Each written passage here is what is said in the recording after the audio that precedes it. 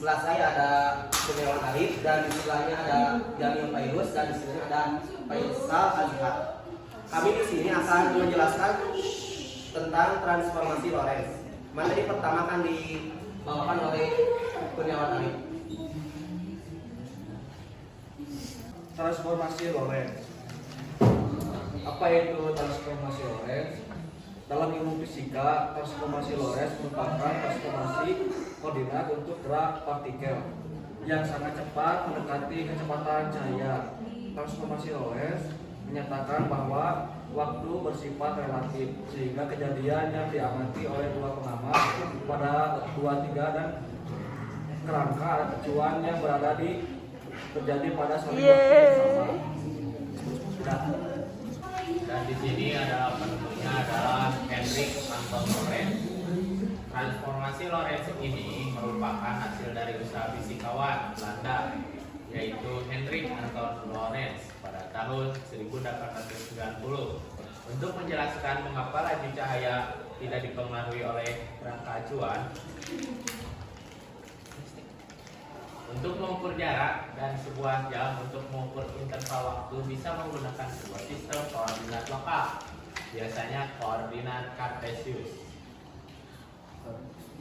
Misalnya terdapat titik P yang terletak pada dua kerangka acuan, yaitu kerangka acuan S dengan sistem koordinat X, Y, Z, T dan kerangka acuan X aksen dengan sistem koordinat X aksen, Y aksen, Z aksen dan T aksen.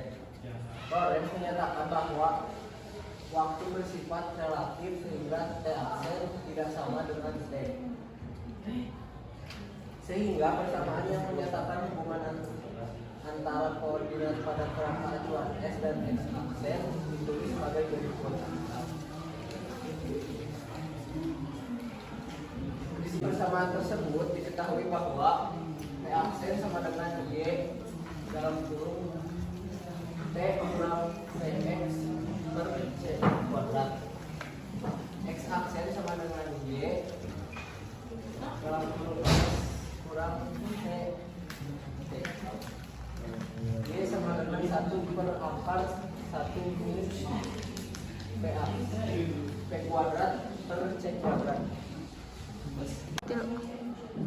Untuk penerapan gaya Lorentz dalam kehidupan sehari-hari, banyak sekali contohnya. Pertama, penerapan gaya Lorentz pada motor listrik. Kedua, penerapan gaya Lorentz pada galvanometer. Ketiga, penerapan gaya Lorentz pada relay. Yang keempat, penerapan gaya Lorentz untuk kereta maglev. Dan yang terakhir, yang kelima, penerapan gaya Lorentz untuk video recorder. Dan disinilah ada contoh soal. Nah, seorang pengamat yang diam di bumi mengamati sebuah benda langit pada jarak 16 dikali 10. Ini teh salah ya, harusnya 10⁻8 meter dengan menggunakan sebuah teleskop.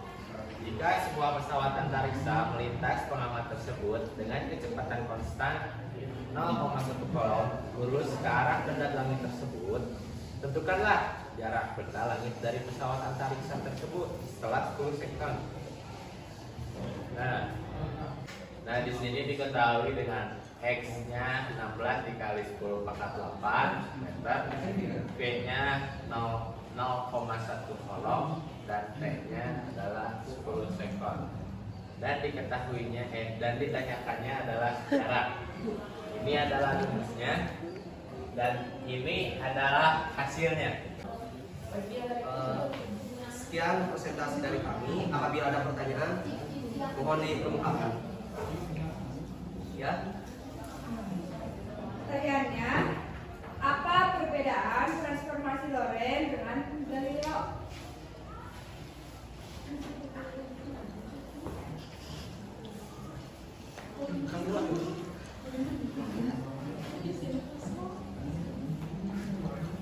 Saya akan menjawab pertanyaan dari Sinta Risma. Apa perbedaan transformasi Lorentz dan transformasi Galileo?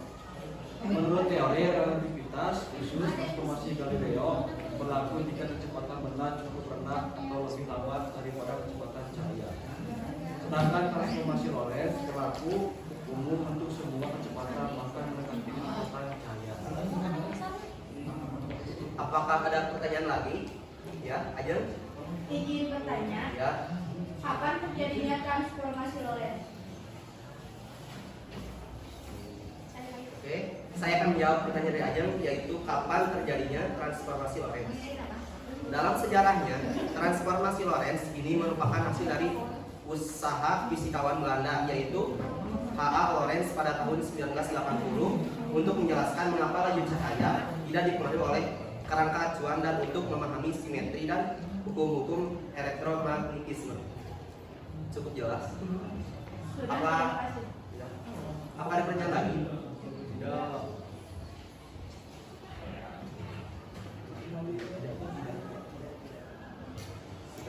Apa pengertian dari transformasi Lorentz?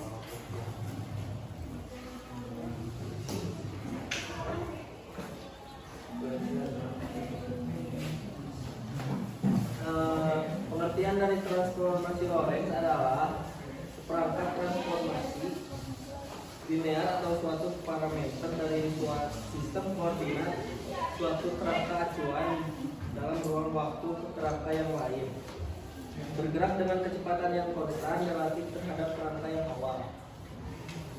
Apakah sudah cukup terjawab? Sudah, cukup.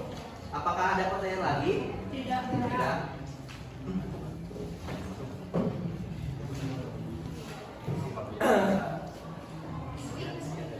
Sekian dari kelompok kami. Mohon maaf bila kurang sempurna, karena yang sempurna itu adalah kita kepadanya. Hidup kesekian tanpa kasih, cukup sekian dan terima kasih. Wassalamualaikum warahmatullahi wabarakatuh. Waalaikumsalam warahmatullahi wabarakatuh.